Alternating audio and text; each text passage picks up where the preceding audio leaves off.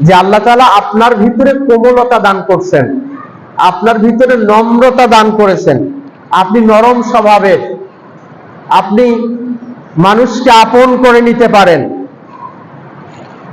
ওয়ালাউ কুনতা ফাদদান গালিজাল কলবি লানফাদ্দু মিন হাওলিক, আপনি যদি রূঢ় ভাষী হতেন, কঠিন ভাষা ব্যবহার করতেন, আপনি যদি কঠোরভাবে মানুষের সাথে আচরণ করতেন, লানফাদ্দু মিন হাওলিক, তাহলে আপনার আশেপাশে আপনি কাউকে পেতেন না।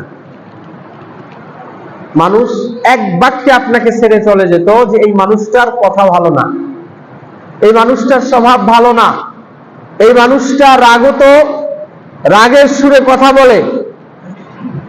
আল্লাহ বলছেন যদি আপনার ভিতরে কোমলতা না থাকতো, আপনি যদি সদা সর্বদা মানুষের সাথে রাগান্বিত হয়ে কথা বলতেন, লানফাদ্দু মিন হাওলিক, তাহলে মানুষ আপনার থেকে দূরে সরে চলে যেত, মানুষকে আপনি পাশে পেতেন না।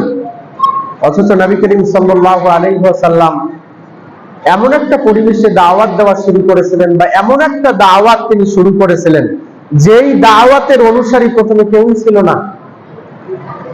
তেনার আচার আচরণ, কথাবার্তা, নম্রতা, ভদ্রতার প্রতি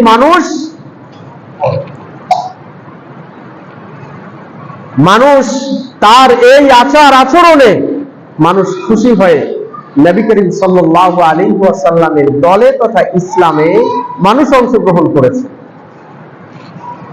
প্রিয় উপস্থিতি, আল্লাহ বলেন ফাআফু আনহুম ওয়াস্তাগফির লাহুম, আপনি ক্ষমা করে দিন, ওয়াস্তাগফির লাহুম, এবং তাদের জন্য আপনি ক্ষমা প্রার্থনা করুন, ওয়াশাওয়িরহুম ফিল আমর, এবং পরামর্শ সাপেক্ষে কাজ করুন, ফাইদা আযামতা ফাতাওয়াক্কাল আলাল্লাহ, যখন কোনো কিছুর ব্যাপারে আপনি সিদ্ধান্ত নেবেন, ফাতাওয়াক্কাল আলাল্লাহ, আল্লাহর উপরে ভরসা করুন। এই আয়াতটি মূলত উহুদ যুদ্ধের পরে অবতীর্ণ হয়।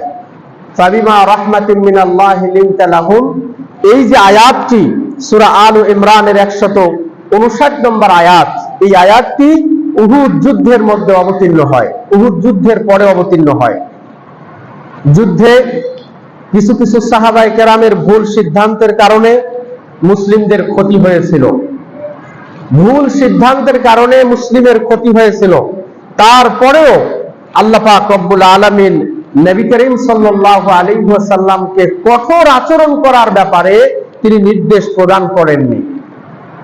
সাহাবায়ে কেরামরা ভুল করেছে, এই ভুলের পরে তারা তওবা করেছে, আল্লাহ রাসূল সাল্লাল্লাহু আলাইহি ওয়াসাল্লাম তাদের সাথে কঠোর আচরণ করার ব্যাপারে নির্দেশ দেননি, বরং দাওয়াত, নেতৃত্ব এবং মানুষের সংশোধনের জন্য আল্লাহ পাক রব্বুল আলামিন কিছু গুরুত্বপূর্ণ নীতি আল্লাহ রাসূলকে শিক্ষা দিলেন। সাহাবায়ে কেরামের কিছু ত্রুটির পরেও আল্লাহ পাক রব্বুল আলামিন রাসূলকে বললেন আপনি তাদের সাথে রূঢ় আচরণ করবেন না, আপনি তাদের সাথে খারাপ আচরণ করবেন না, শক্ত আচরণ করবেন না, বরং আল্লাহ পাক রব্বুল আলামিন গুরুত্বপূর্ণ কিছু মৌলিক নীতি আল্লাহ রাসূল সাল্লাল্লাহু আলাইহি ওয়াসাল্লামকে বললেন। এক, ফাবিমা রাহমাতিন মিনাল্লাহি লিনতা লাহুম, আল্লাহর বিশেষ রহমতের কারণেই আপনি সাহাবীদের প্রতি নম্র এবং কোমল ছিলেন। অর্থাৎ আল্লাহর বিশেষ রহমত যে আল্লাহ পাক রব্বুল আলামিন আপনাকে কোমলতা দান করেছেন, নম্রতা দান করেছেন। মানুষের হৃদয় জয় করার জন্য কোমলতা এবং নম্রতা এটি অত্যন্ত গুরুত্বপূর্ণ একটি ফর্মুলা। মানুষের হৃদয়কে জয় করার জন্য গুরুত্বপূর্ণ একটি কার্যকরী পদক্ষেপ হচ্ছে আপনি যদি মানুষের সাথে সুন্দর করে কথা বলতে পারেন। প্রিয় উপস্থিতি, গ্রাম্য ভাষায় বলা হয় মুখেই জাদু, মুখেই মধু। মুখ দিয়েই আপনি একজন মানুষকে আপনার প্রতি আকৃষ্ট করতে পারবেন। মুখ দিয়ে এমন ভাবে কথা আপনি বলতে পারবেন যে কথার মাধ্যমে মানুষ মনে করবে যে এই মানুষটার মুখ দিয়ে মনে হয় মধু বের হচ্ছে। আল্লাহ রাসূল সাল্লাল্লাহু আলাইহি ওয়াসাল্লামকে আল্লাহ পাক রব্বুল আলামিন এরকম একটি গুণ দান করেছিলেন।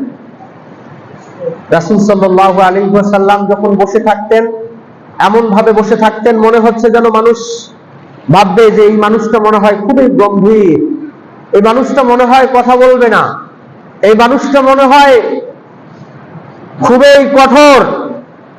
কিন্তু সাহাবায়ে কেরাম বলেন যে রাসূল সাল্লাল্লাহু আলাইহি ওয়াসাল্লাম যখন কথা বলতেন এত সুন্দরভাবে কথা বলতেন যেন যেই মানুষটার সাথে কথা বলতেছেন মনে হয় যে এই মানুষটার পরম বন্ধু তিনি। আসলেও মানবতার পরম বন্ধু ছিলেন জনাবে মুহাম্মদুর রাসূলুল্লাহ সাল্লাল্লাহু আলাইহি ওয়াসাল্লাম। রাসূল সাল্লাল্লাহু আলাইহি ওয়াসাল্লামকে আল্লাহ পাক রব্বুল আলামিন এমন চেহারা দান করেছিলেন, এমন আকৃতি আল্লাহ পাক রব্বুল আলামিন দান করেছিলেন যে কোনো কাফের এবং মুশরিক আল্লাহ রাসূল সাল্লাল্লাহু আলাইহি ওয়াসাল্লামের এই চেহারা দেখে মন্তব্য করত যে এই মানুষটার চেহারা কোনো মিথ্যাবাদীর চেহারা হতে পারে না। সুবহানাল্লাহ। এই মানুষটার কথা কোনো মিথ্যাবাদী মানুষের কথা হতে পারে না। সুতরাং এই রাসূল সাল্লাল্লাহু আলাইহি ওয়াসাল্লাম যেই ঈমান এবং যেই দ্বীন এবং যেই ইসলাম নিয়ে এসেছে অবশ্যই অবশ্যই এটি আল্লাহ পাক রব্বুল আলামিনের পক্ষ থেকে। এভাবেই মানুষ ইসলামের ভিতরে আকৃষ্ট হয়েছে, ইসলামের ভিতরে এরকম ভাবেই মানুষ প্রবেশ করেছে। দ্বিতীয় নম্বর ফর্মুলা, দ্বিতীয় নম্বর নীতি, আল্লাহ পাক রব্বুল আলামিন রাসূলকে বললেন ওয়ালাউ কুনতা ফাদদান গালিজাল কলব লানফাদ্দু মিন হাওলিক। আপনি যদি রূঢ়ভাষী এবং কঠোর হৃদয়ের অধিকারী হতেন তবে মানুষ আপনার চারপাশ থেকে সরিয়ে যেত।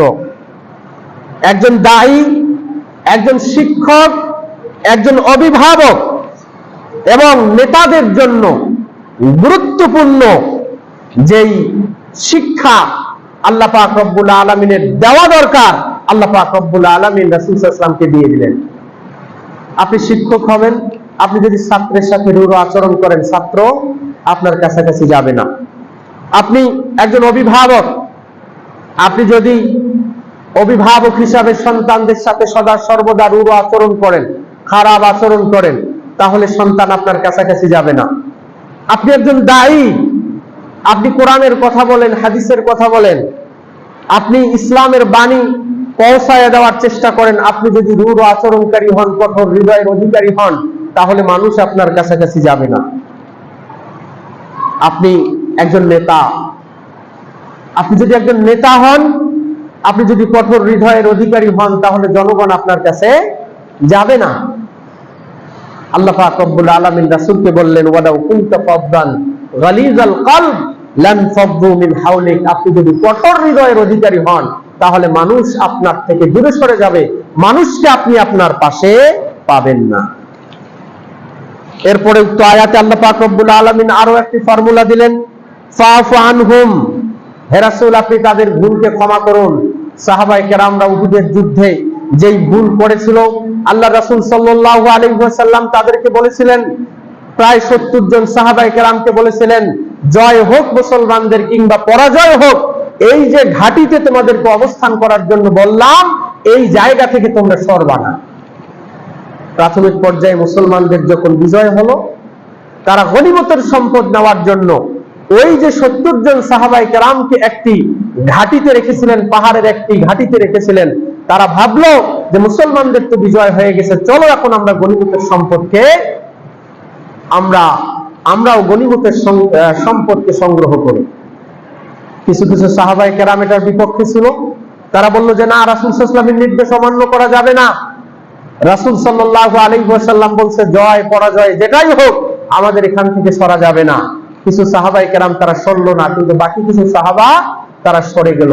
পিছন দিক থেকে কাফেররা এসে অতর্কিত হামলা মুসলমানদের উপর করলো এবং শেষ পর্যায়ে মুসলমানদের 70 জন সাহাবায়ে কেরাম শহীদ হয়ে গেল। এই বিষয়ে সাহাবায়ে কেরামরা পরবর্তীতে আল্লাহর কাছে ক্ষমা চাইলেন, আল্লাহ ক্ষমা করে দিয়েছিলেন।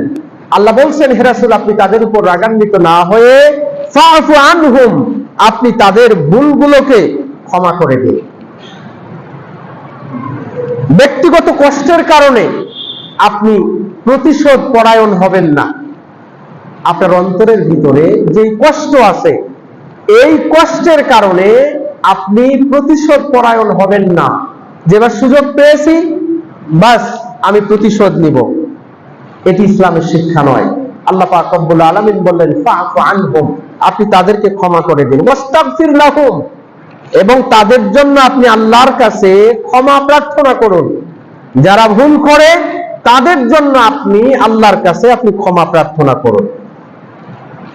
আল্লাহ পাক রব্বুল আলামিন এটিও একটি ফর্মুলা, এটিও একটি নীতি আল্লাহ রাসূল সাল্লাল্লাহু আলাইহি ওয়াসাল্লামকে শিক্ষা দিলেন যে আপনি আপনার জনগণের জন্য ক্ষমা প্রার্থনা করুন।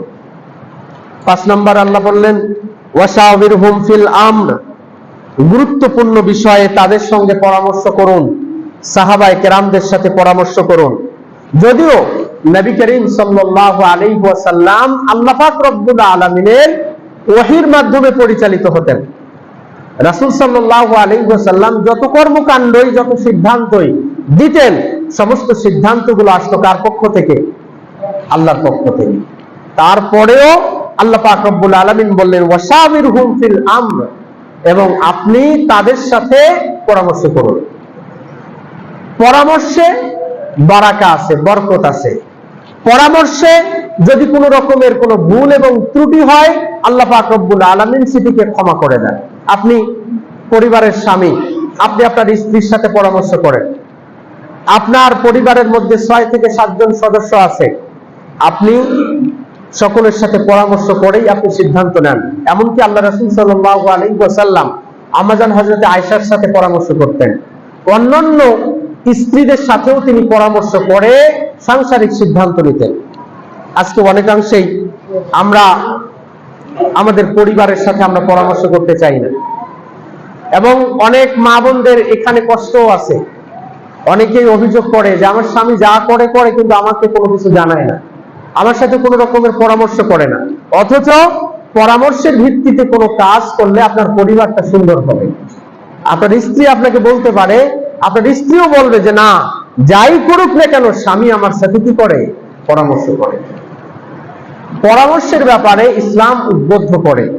আপনার বড় ছেলে আছে, আপনার মেয়ে আছে, আপনার পরিবারে যেই সদস্যরা আছে, প্রত্যেকের এই মতামত আপনি নেন, আপনার পরিবার সুন্দর করে দিবেন মহান আল্লাহ পাক রব্বুল আলামিন। 6 নম্বর আল্লাহ পাক রব্বুল আলামিন বললেন ফাইদা আযামতা ফাতাওয়াক্কাল আলাল্লাহ, পরামর্শের পর সিদ্ধান্ত নিয়ে আল্লাহর উপরেই ভরসা করুন। আপনি যে কোনো সিদ্ধান্ত নেওয়ার পরে ভরসা করতে হবে কার উপরে? আল্লাহ পাক রব্বুল আলামিনের উপরে। শুধু পরামর্শই নয়, শুধু সিদ্ধান্তই নয়, বরং ভরসা আল্লাহ পাক রব্বুল আলামিনের উপর করতে হয়। প্রিয় উপস্থিতি, এই আয়াতের মাধ্যমে আমরা যে বিষয়গুলো শিখতে পারলাম, নম্রতা, ভদ্রতা, এগুলো মানুষের হৃদয়কে জয় করে। কঠোরতা মানুষকে মানুষ থেকে দূরে সরিয়ে দেয়।